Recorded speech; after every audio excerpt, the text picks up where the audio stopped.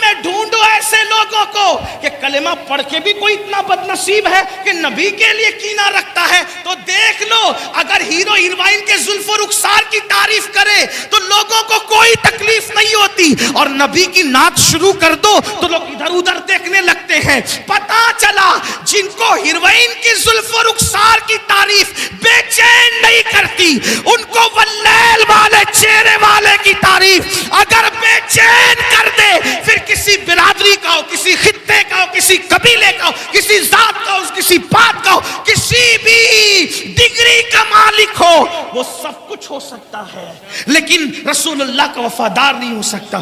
آپ دیکھیں کتنوں کا برتھ ڈے روز منایا جاتا ہے کسی کو تکلیف کچھ کہنے کی، لیکن جب رسول اللہ کا میلاد آتا ہے تو لوگ کہتے ہیں کہاں لکھا ہے، کہاں لکھا ہے؟ میں نے کہا اللہ کے بندو، اتنی میلادیں تم نے ہضم کر لی، تکلیف نہ ہوئی؟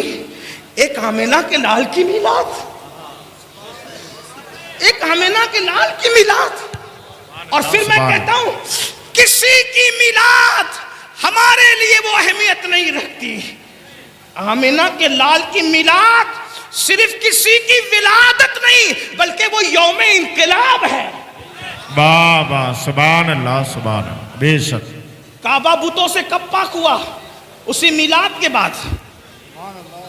شیطان کا قبضہ دنیا سے کب ختم ہوا؟ اسی میلاد کے بعد۔ بچیوں کا زندہ دفن ہونا کب بند ہوا؟ اسی میلاد کے بعد۔ لوگ رحمان کا کلمہ پڑھنے والے کب بنے؟ اسی میلاد کے بعد۔ نماز پڑھنے والے کب بنے؟ اسی میلاد کے بعد۔ مکے جیسے کفرستان میں لبیک اللہم لبیک لبیک لا شریک لک لبیک کی اگر گونج ہوئی ہے اسی میلاد کے بعد، پتا چلا وہ صرف کسی کی میلاد نہیں بلکہ یوم انقلاب ہے۔ لیکن رونا تو اس پر ہے نا میرے بھائی، انسان اتنی میلادیں ہضم کر گیا، ایک میلاد، ایک میلاد، اور پھر اس پر طرفہ یہ کہ کچھ لوگ اتنے آگے بڑھتے، مجھے نہیں ابھی تک پتا چل سکا کہ کسی عالم نے اس پہ اعتراض کیا۔ علماء کی توجہ چاہیے، میلاد پر عالم نے کبھی اعتراض نہیں کیا کسی، میں کسی عالم کو نہیں جانتا جس نے اعتراض کیا، لیکن جاہلوں کی طرف سے اعتراض۔ وجہ اس کی یہ ہے کہ علم کتنا ہی ہو اور اگر وہ تعظیم رسالت نہیں جانتا تو ابو الحکم کو بھی ابو جہل کا ٹائٹل دیا گیا ہے۔ جی واہ واہ۔ عالم کبھی بھی اعتراض نہیں کیا، تو کہا جاہلوں کی طرف سے کہا کہ یہاں تک کہہ دیا کہ یہ میلاد تو شرک ہے۔ میں نے کہا اللہ کے بندو، رب کی شان ہے لم یلد ولم یولد، تو جس کا میلاد منایا تو شرک کی کاٹ تو یوں ہی ہو گئی۔ تو نبی کے لیے دل میں بغض نہ رکھو، کینہ نہ رکھو، بلکہ دیکھو کیا فکر ہونی چاہیے۔ لوگ کہتے تھے، کیا کہتے تھے؟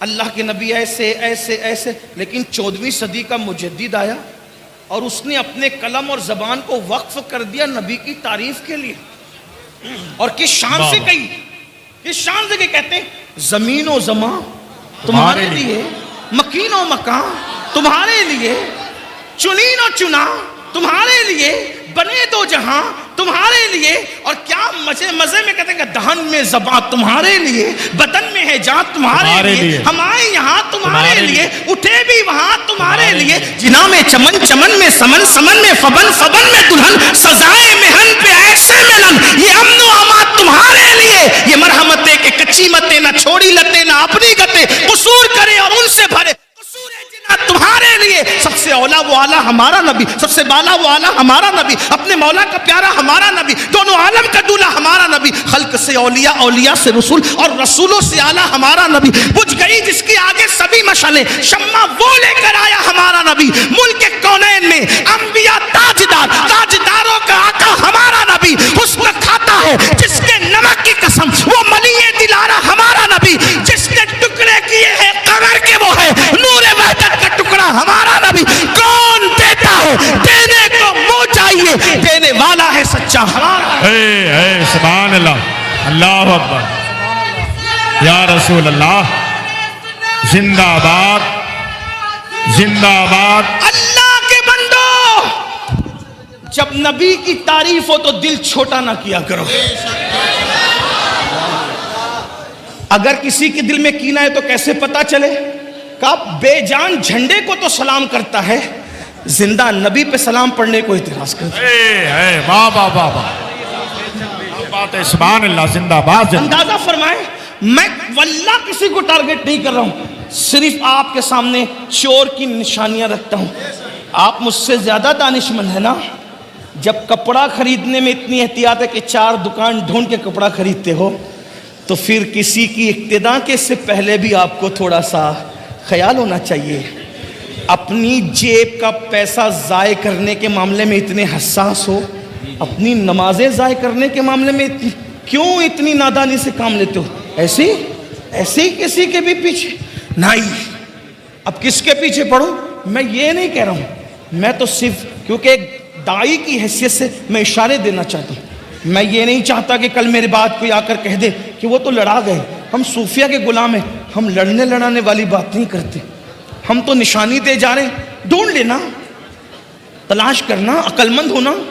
سوچو، بے جان جھنڈے کو جس کا انتخاب انسانوں نے کیا ہے، اس کے لیے سلام بھیجنے پر کوئی اعتراض نہیں.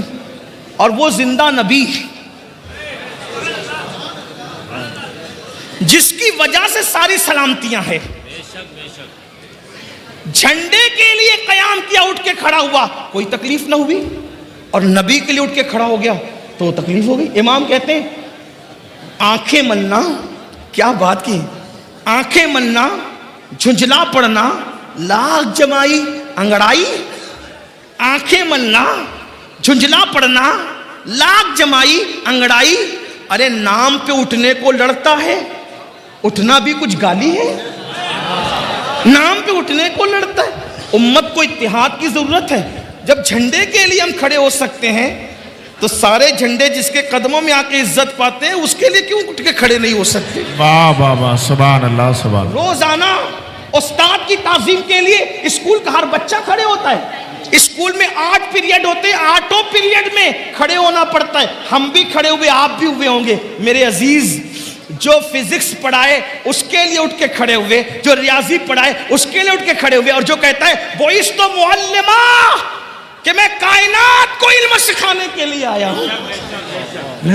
کم از کم یہ نہیں سوچا. اس کا مطلب کہیں نہ کہیں آپ انگریز کی تحریک کا شکار ہوئے ہیں، آپ کے دل میں کہیں نہ کہیں بغض ہے. تو یاد رکھو، بات بہت دور نکلی. کہاں چل رہی تھی بات؟ اللہ کے رسول صلی اللہ علیہ وآلہ وسلم نے ارشاد فرمایا، جو نماز نہیں پڑھے گا، نماز چھوڑ دے گا، حدیث پاک کا مفہوم ہے، وہ 12 مصیبتوں میں گرفتار ہوگا. 3 دنیا میں، 3 قبر میں، 3 مرتے وقت اور 3 میدان محشر میں. اب ذرا سن لے اس کو. میں جلدی پڑھ سکتا ہوں، پڑھ دوں؟ جی. آپ تھک تو نہیں گئے نا؟ نہیں. تھک جائے تو چپ ہو جانا، میں سمجھ جاؤں گا کہ آپ تھک گئے. کچھ لوگ مجمع دیکھنے آتے ہیں، پھر ان کو تھک جاتے تو چلے جاتے ہیں. اور کچھ سننے آتے ہیں تو وہ کہتے ہیں کہ نہیں، جب تک سلام نہ پڑھا جائے ہم نہیں جائیں. ہاں، تو ہمیشہ ہمارا ٹارگٹ وہی ہوتے ہیں جو سننے آتے ہیں. صحیح ہے؟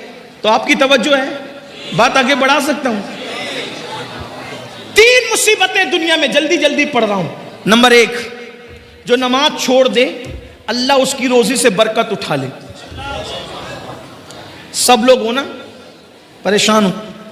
کچھ لوگ خوش ہو رہے ہوں گے، ارے یہ کیا مولوی بات کر رہا ہے، بولے برکت اٹھا لیتا ہے اللہ. ہم تو برسوں سے نماز نہیں پڑھتے، کروڑ پتی ہے. ہم نے کہا آپ سمجھے نہیں بات کو. ایک ہے کثرت اور ایک ہے برکت. آپ کے پاس کثرت ہے، آپ کروڑ پتی ہے، برکت نہیں ہے.